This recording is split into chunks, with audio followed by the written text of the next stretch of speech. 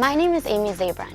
If you're watching this video, you're probably sitting in school thinking about how much homework you have, what you're doing this weekend, and everything else that goes with being a teenager today. Your teen years can be the most exciting time in your life, but what you never expect is something that happened to me. When I was a teenager, I faced a very difficult challenge. I needed a heart transplant when I was 14. I'm here today because I received a new heart, a heart that was donated by another teenager who made the decision to donate her organs if she died.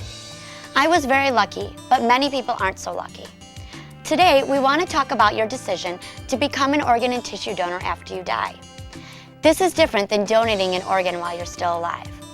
We'll cover more of this later, but right now, let's meet some other teens and hear what they have to say about organ and tissue donation.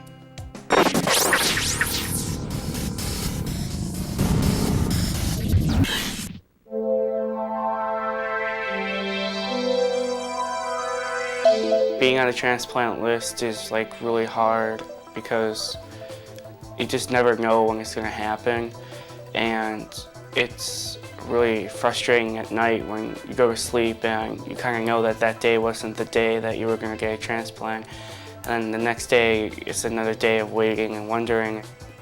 It's really hard because it's been about a year and a half now that I've been waiting for another kidney to come up, and it's just really hard to wait every day and just wonder. I go to dialysis 3 times a week, Monday, Wednesday, Friday, for about 4 to 5 hours each time. The kidney function in my body doesn't work, so they use a dialysis machine to do what my kidneys can't do. They put 2 needles in my arm where there's a catheter, and they remove a small amount of blood at a time, and a machine cleans the blood and removes toxic stuff and poisonous stuff that normally my kidney would clean out, and then they would put the blood back into my body and take more blood out and just repeat that process for about 4 hours while I sit there.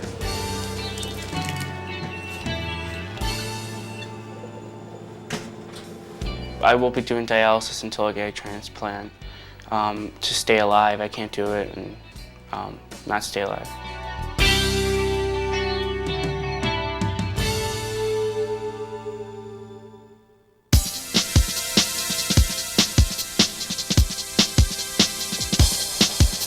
When I was younger, I could do anything really that I wanted, and that's kind of what makes this being on the list right now harder, because I know what it's like to be normal, because I was normal for more than half my life. I can't do a lot of things that I want to do. I get tired very easily when I do strenuous things like run around or swim. I'm not allowed to eat pizza. I can't drink cola or anything like that. I can't ride a roller coaster.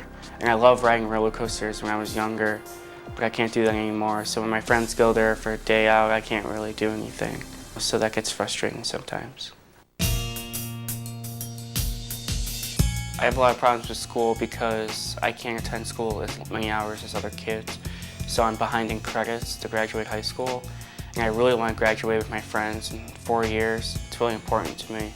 Sometimes at night when I'm trying to sleep, I think to myself, why is this happening to me? But I try to keep a positive outlook and just sort of focus on the things that I can do and just stick with that and just deal with the things I can't do as they come along. A lot of people are waiting for all kinds of organs and bones and tissue and stuff like that. And I think that if you can help someone end their suffering when you're gone, then you should definitely be a part of that.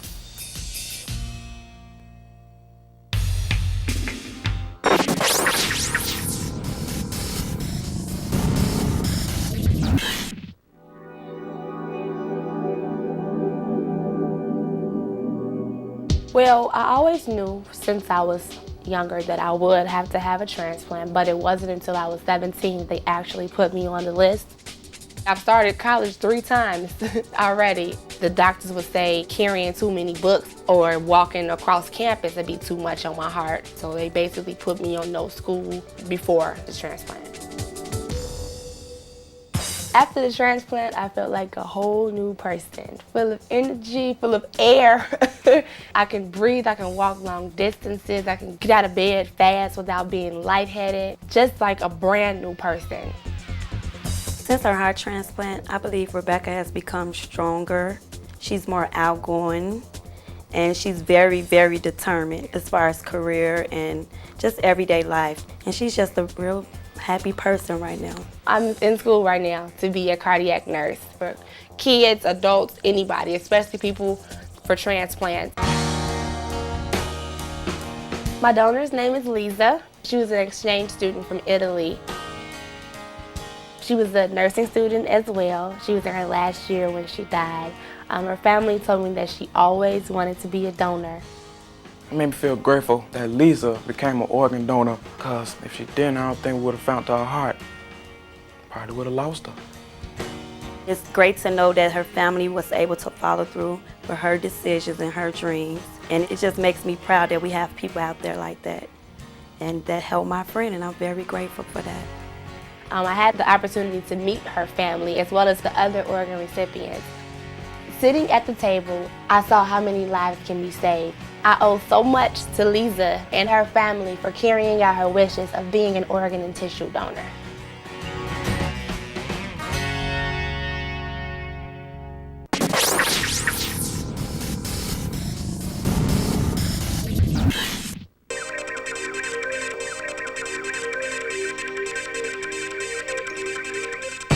When my uncle passed away, I was in school, and I don't know, it was in the middle of the day, and I got a call, and it was a really big shock because he died of a brain aneurysm, and pretty much I was just in really big shock because I never thought anyone would just die of natural causes at the age of 30.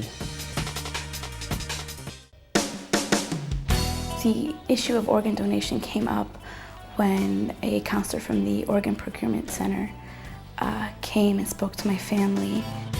Thankfully, he was able to speak Spanish, therefore all my uncles could understand, and they explained where they were from. They were very understanding, very kind, very patient, and the cousin that my uncle actually lived with had asked him just a few weeks before what he felt about organ donation because of a paper she was writing. And it turns out that he was very open to the idea. He felt that, you know, if he could help others after his own death, he should. It was definitely something that the whole family had to feel comfortable with, especially his wife, even though she was so far away. And I believe that in speaking to my dad and my mom and the counselor, she was able to think about it, and realizing that that's what her husband wanted was what made her okay with it.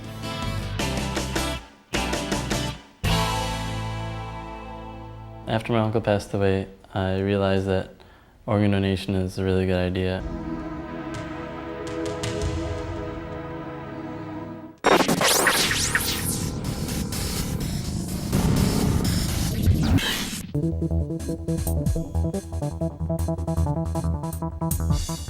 When I was 2 years old, I was diagnosed with cancer. It was called rhabdomyosarcoma, and it was a tumor in my chest and liver. I was in full recovery after a couple years, and I lived a completely normal life, except one of the chemotherapy drugs slightly weakened my heart muscle. When I was 14, I was sitting on the couch just watching television, and my mom noticed that I was breathing faster. We called the cardiologist and thought we should bring her in for a checkup, at which point we found out that her heart function had decreased significantly. And the doctor at that point found out that she was having arrhythmias, and it was much worse than they had anticipated, and that she would need a heart transplant.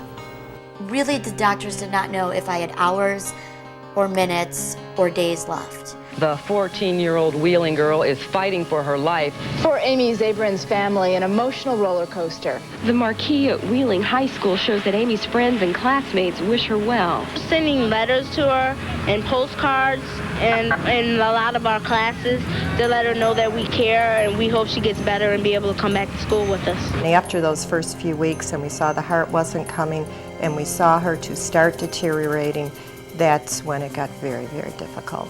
That was probably, in some regards, even worse than the actual operations, is watching her deteriorate because there was no organ. I never once thought that I would ever lose my sister until the day that I walked into the intensive care unit and she was fully sedated, and the only thing that was keeping her alive was artificial breathing. I'll never forget that as long as I'm breathing, the sound of the helicopter landing on the roof of the hospital and seeing the doctors scurrying down the hall with a six-pack cooler, and you know that that's the heart that'll save your daughter's life. At Children's Memorial Hospital, Amy waited for 8 weeks and 2 days for a heart donor to be found. Finally, she got lucky. We implanted the heart into Amy after removing her diseased one, for which she was suffering from cardiomyopathy. I will be grateful till the day I die for the family who donated their daughter's heart to me, because it has helped me to live an incredible life. I never appreciate so much just being at home doing nothing as I do now. Since the transplant and everything that we've been through, just that life is normal is good enough for me. I learned that the heart that I have today can sustain me until I'm 85 years old. I do anything that any other 23-year-old would do. I go out with my friends, I have a full work day, I volunteer after work, and it just is a breath of fresh air to be able to live my life normally without any kind of restrictions at all.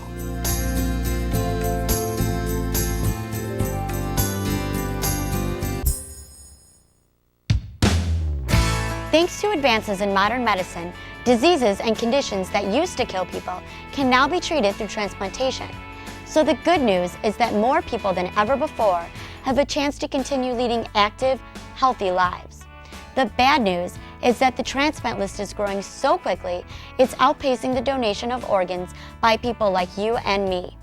So please, make the decision to share your life by becoming an organ and tissue donor.